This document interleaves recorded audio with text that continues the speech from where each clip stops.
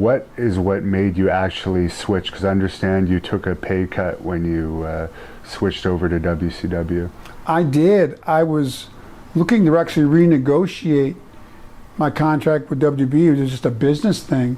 So when your contract runs up WWE at the time, you had to give a 90-day notice. Didn't mean you were leaving. Just meant you wanted to redo your deal. You just didn't want to roll over. So I wanted to be able to do maybe some things in the fitness endeavor, because the money back then, it was always good for me. But I thought maybe I could do some things outside of wrestling, workout wise, and make some extra money. Maybe doing commercials. I didn't know, but I wanted the flexibility in my contract. And so I gave my 90-day notice because I didn't normally do that. But Vince and I were negotiating through it. My 90-day contract ran out, but Vince and I had such a good personal relationship that we went on for months after that with the lawyers. It wasn't between Vince and I, but the lawyers are working that out, the language in the contract. And it was kind of dragging out a little bit. And I just had a happen chance conversation with Sting. I didn't even know they were going to start a new show. Right. And I told him, and it came up a conversation that my contract was up and I was no longer under contract with WWE. He goes, wait a second. Sting almost like dropped the phone. You're working at WWE right now and you're not under contract?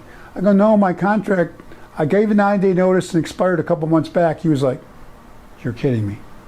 I go, no. So he called Eric Bischoff and the rest is history. I ended up being the surprise guy on Monday Nitro in Minneapolis. Now, Bruce told a different story, so I just wanted to get your opinion on that. He said that J.J. Dillon was continuously trying to get you to re-sign, and you kept saying you were going to and putting him off. And I guess that's why, in his opinion, J.J. may have had some heat with you after that. But J.J. never mentioned that to me. We're good friends now. We see each other quite often. I'm not aware of that.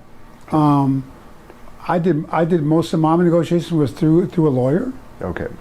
So if JJ might have had a problem with what was going on in negotiations, because negotiations sometimes can be tenuous and frustrating. Right. I was a little frustrated, but really the opportunity with a new show that I didn't even know about, Monday Nitro, came up all last minute.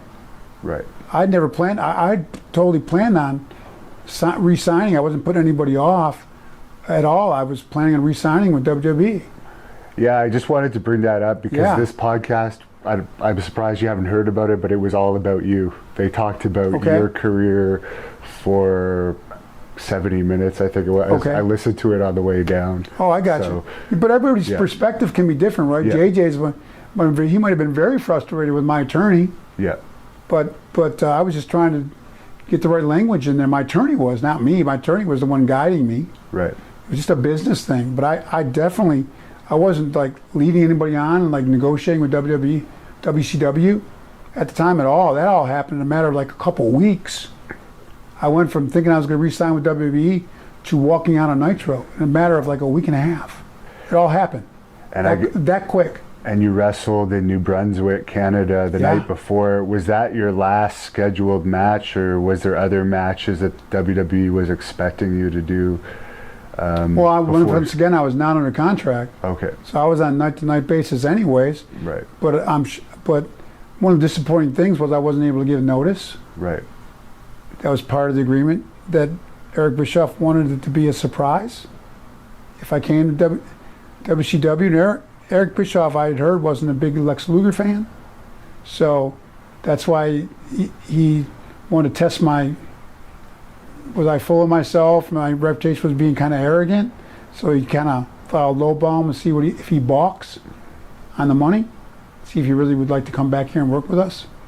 I know Sting, you love him. He's one of your best friends. But, and Eric, I said, man, I'd love to be a part of that and get to come back and be with my best friend Sting, and got a new show going. So, and boy, it worked out good.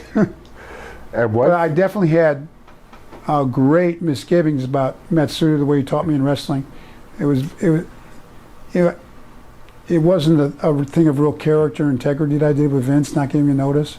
And if I had done it over again now, even though it worked out literally good with me with WCW, I would have told Eric that I would have to give notice and talk to Vince. And if the stipulation was to just walk off his house show and the next night be in a ring with WCW, I would like to think I wouldn't do that.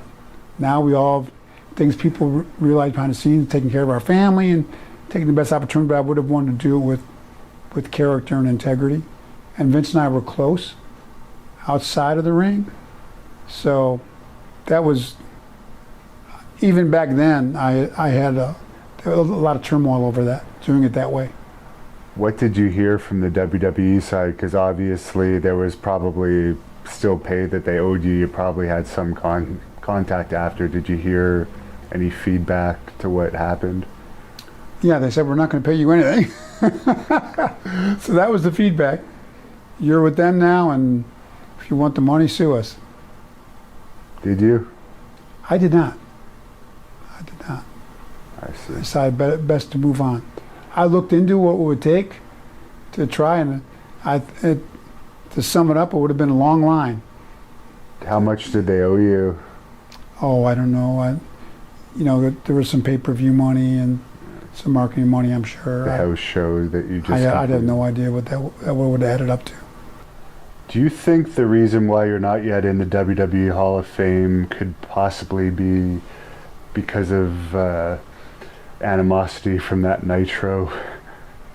I'm with the ambassador program now, so if there was animosity, I don't think I'd be an ambassador for WWE. So I don't know.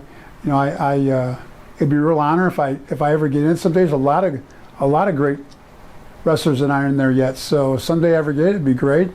If I don't, I don't. But it'd be a real honor if I ever do, of course. Thank you for watching the Hannibal TV.